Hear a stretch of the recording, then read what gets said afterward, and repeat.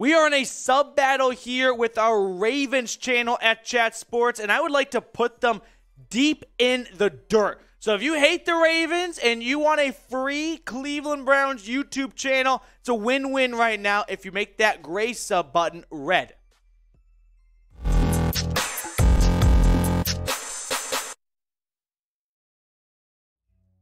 Welcome in to the Cleveland Browns Report. We're going to get you guys ready for Sunday against the Ravens. Listen, earlier this week, pretty pessimistic about this game.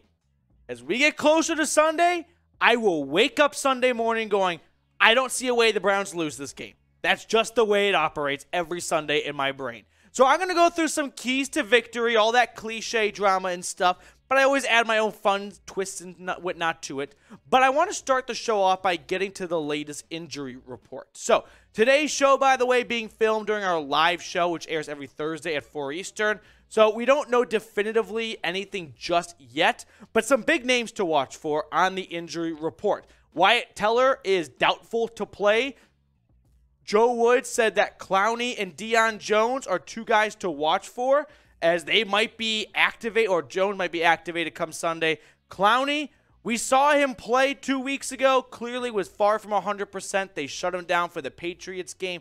That's a name to watch for. Myles Garrett, I fully expect to play. Denzel Ward is still in concussion protocol. He missed last week due to that. We'll have to wait and see closer to Sunday if he is in or out. Lamar Jackson, by the way.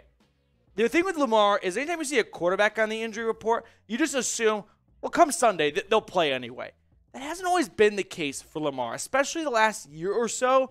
When he's on the injury report, it's usually somewhat significant. So keep an eye on that. I mean, major factor.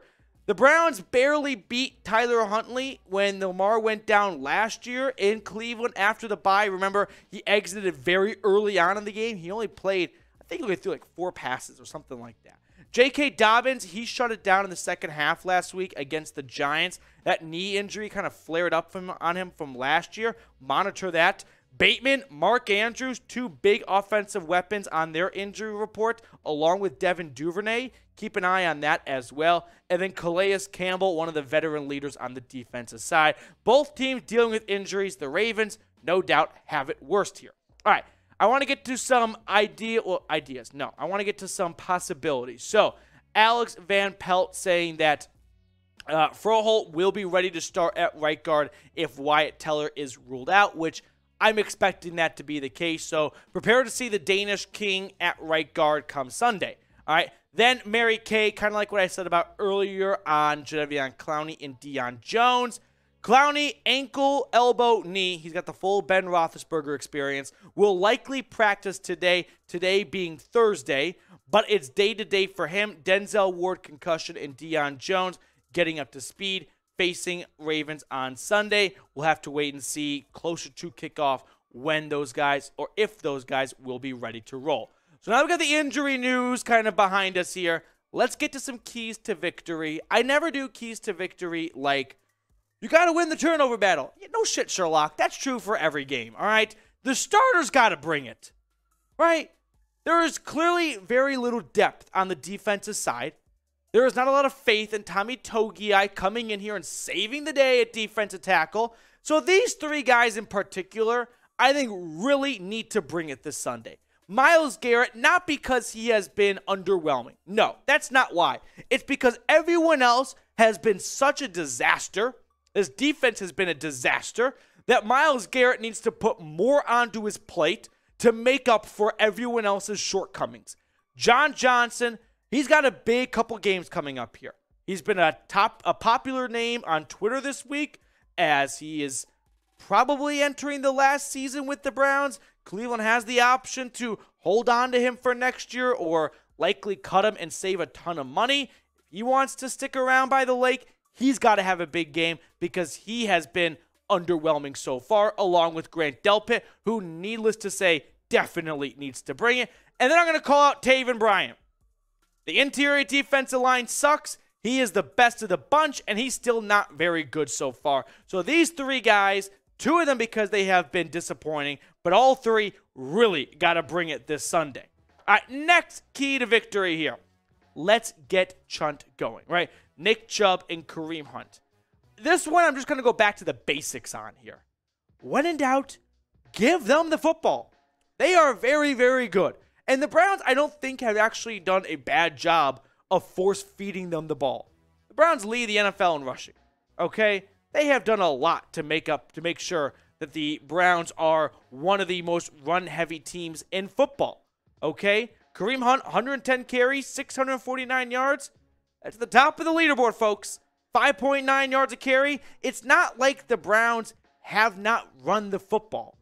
They have the feeling you can't ever run it enough. When you've got a former NFL rushing leader in Kareem Hunt, and then Nick Chubb, who has finished second multiple times, he's always in the top 5. It is always just run it more because it works better than passing. That is for sure. Listen, I'm trying to bring my blood pressure down right now. I'm a little fired up right now. The Browns, they're not going to beat Lamar Jackson through the air. If this game turns into kind of like the Monday night game back in, 2020, when Lamar had to go run to the bathroom, remember that game? I don't have much faith, just like back then, in the Browns pulling out a shootout victory. They need to chew up clock. They need to dominate time of possession. They need to hold on to the football. Because the Ravens, they're capable of scoring very quickly. Are the Browns? No. I mean, if Anthony Schwartz has a 75-yard touchdown call to the house, just injected into my veins, but that's not going to happen. And so I want to go back to week 6, first half really quickly here, because a lot of people out there were saying they got to run the football more. It's not like Stefanski quit on running the football. This might surprise you because I went into it thinking we'll see a lot of passes. Wasn't the case, actually. Look at the drives, right? The first drive resulted in an interception after the Pharaoh Brown first play, but 3 passes, 5 rushes for a field goal in drive number 2, more rushes in drive number 3, 4 passes, 3 rushes in 4, and 6 passes and 2 rushes for a field goal in drive number 5. It's not like the Browns abandoned the run game in the first half. Now, as the Patriots began to pull away in the second half, Stefanski probably went maybe a little bit too pass happy, but also you're not going to erase double-digit deficits with running the football 3 straight times. It's just not efficient enough, especially if you put yourself in a 3rd and 7 and you run the football. You're going to get the Boo Birds out there a ton. I want to throw this question your way, kind of just open mic night this whole show right now. What's the biggest change that the Browns need to make? You can go a handful of directions. I think if I had to pick just one singular change, it is give Ronnie Harrison a shot at safety. I don't know if he can be much worse than Grant Delpit. That would be my suggestion to Joe Woods. Little suggestion box. Just pop that in there. Ronnie Harrison. All right, third key to victory. Scoring off turnovers. If the Browns are going to win in Baltimore, they're going to be playing spoiler. Now, this is where I go and say, everyone just loves to say, you got to win the turnover battle. How did that work last time, right? The Browns, when they played at Baltimore last year, if you remember, on Sunday Night Football, they picked Lamar Jackson off 4 times, and they didn't win. Why? Because that game, they did not turn any of those turnovers into points. So if you are going to knock off the Ravens on the road, you would not only have to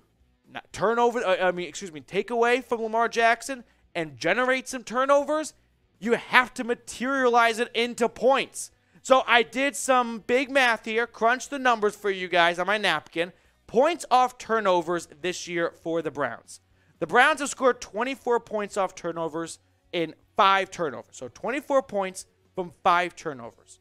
All right, keep that in mind. For the Ravens, by the way, here, okay? The Baltimore Ravens, they have, in 3 losses, they have scored opponents have scored 24 points. I counted 31, I'll explain in a moment, in 7 turnovers. 31 points because Saquon Barkley went down at the 1 last week, which Nick Chubb probably should have done too against the Jets, but that's past that now. So, you get the gist here. The Ravens, in their 3 losses, 7 turnovers, turned into 24 points. Browns have to keep that going this year against Baltimore. I've got more keys to victory to get to in just a moment, but Fanatics has a great deal for the dog pound. Listen, jerseys are expensive. We all know that. I love my Jim Brown jersey. I love my Amari Cooper jersey. But if you want to go a little bit more under the radar, jerseys are the new up-and-coming thing.